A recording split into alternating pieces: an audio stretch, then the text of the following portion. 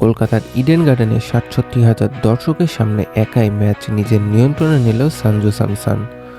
অলিখিত কোয়ার্টার ফাইনালে ১৯৬ রানের কঠিন লক্ষ্য তাড়া করে ৫ উইকেটের সহজ জয় পেল ভারত, আর তাতেই নিশ্চিত হলো তাদের সেমিফাইনাল, যেখানে তাদের প্রতিপক্ষ ইংল্যান্ড।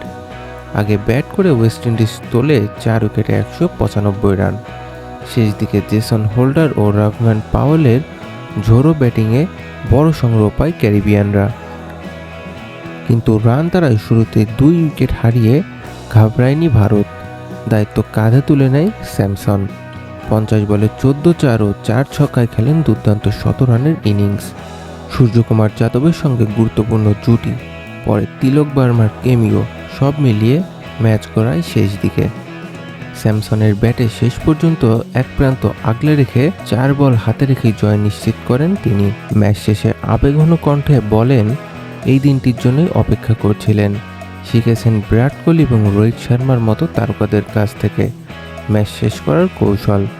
অন্যদিকে টুর্নামেন্টের দাপট ধরে রেখেছে সাউথ আফ্রিকা।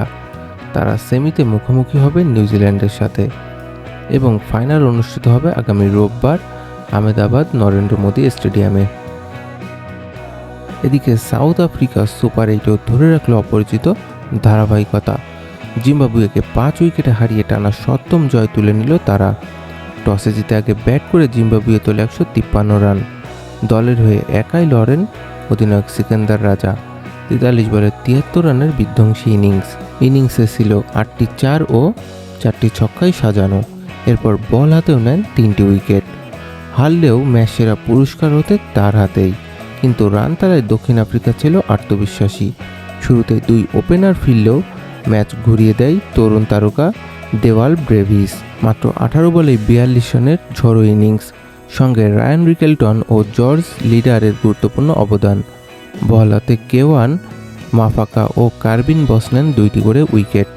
ফলাফল ১৩ বল হাতে রেখে জয় নিশ্চিত করে দক্ষিণ আফ্রিকা।